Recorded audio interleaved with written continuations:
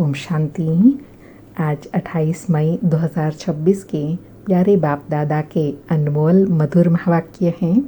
आज की मुरली के सार में भाग्य विधाता बाबा ने श्रेष्ठ तकदीर बनाने का आधार बताया। जितना श्रीमत पर चलेंगे उतना अपनी तकदीर ऊंच बना सकेंगे। बाबा कहे हर एक मनुष्य पुरुषार्थ करते हैं ना सुख शांति की तकदीर बनाने के लिए।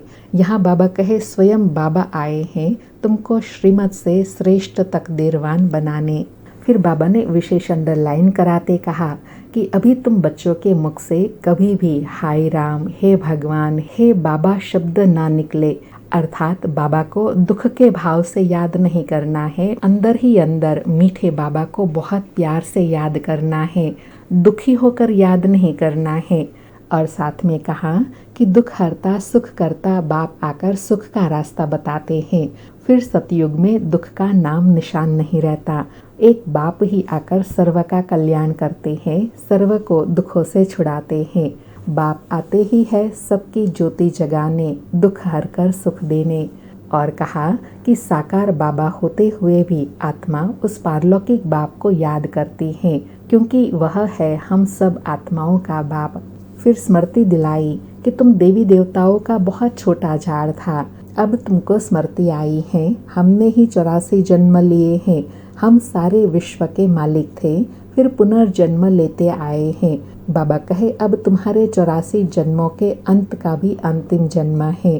बाबा कहे भारत बहुत साहूकार था, पवित्र गृहस्थ आश्रम था, पवित्र प्रवृत्ति मार्ग था, इसलिए उनकी महिमा गाते हैं। सर्वगुण संपन्न, 16 कला संपूर्ण, संपूर्ण निर्विकारी थे। और कहा कि हर एक मनुष्य भगवान को ही पुकारते हैं, आओ आकर रास्ता बताओ। हमारी आत्मा तमो प्रधान बन गई है, जिस कारण उड़ नहीं सकती, अर्थात आत्मा वापस अपने घर नहीं जा सकती।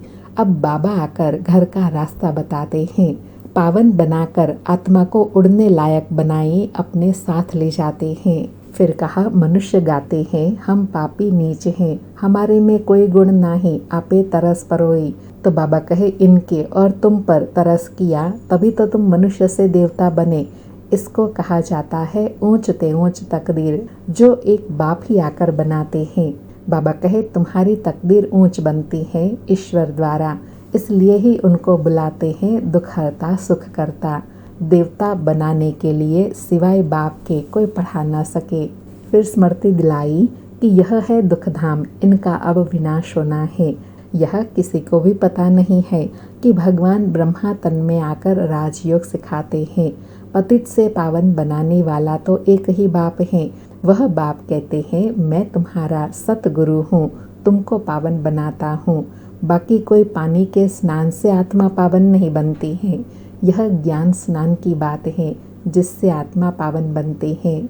बाबा कहे तुम जितना मुझे याद करेंगे उतना तुम्हारे विकर्म विनाश होंगे और तुम मेरे पास आ जाएंगे। अब तुमको याद एक को ही करना है। और लास्ट में कर्म योगी व देही अभिमानी बनने के लिए कहा कि बाप कहते हैं यह तुम्हारा अंतिम जन्म है, अभी तुमको देही अभिमानी बनना है, तुमको बाबा से वर्षा लेना है तो बाप को याद करना है। अर्थात काम करते रहो, दिल से एक बाप को याद करते रहो।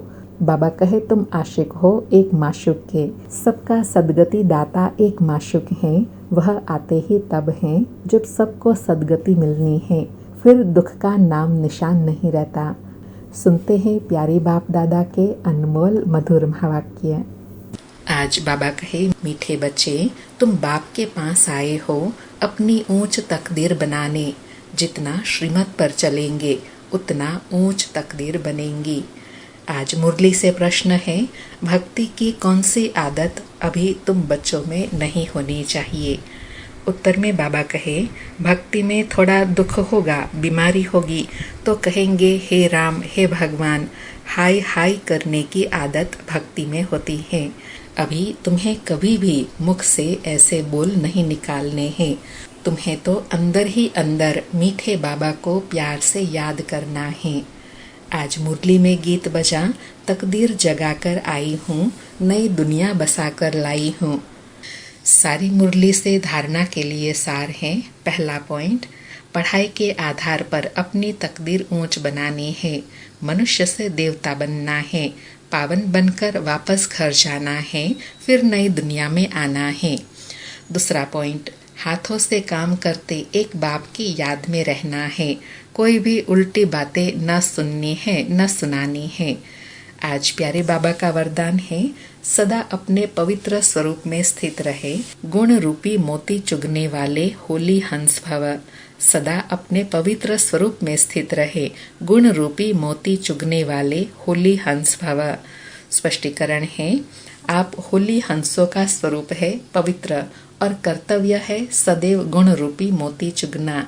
अवगुण रूपी कंकड़ कभी भी बुद्धि में धारण नहीं करो, लेकिन इस कर्तव्य को पालन करने के लिए सदैव एक आज्ञा याद रहे कि न बुरा सोचना है, न बुरा सुनना है, न बुरा देखना है, न बुरा बोलना है। जो इस आज्ञा को सदा स्मृति में रखते हैं, वह सदा सागर के किनारे पर रहते हैं। हंसों का ठिकाना है ही सागर।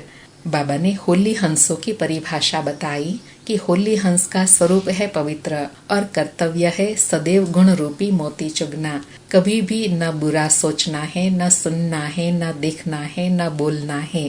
कहे जो होली हंस होते हैं वह सदैव सागर के किनारे पर रहते हैं, क्योंकि हंसों का ठिकाना ही सागर है। आज का स्लोगन है, चलते फिरते फरिश्ता स्वरूप में रहना, यही ब्रह्मा बाप की दिल पसंद गिफ्ट है।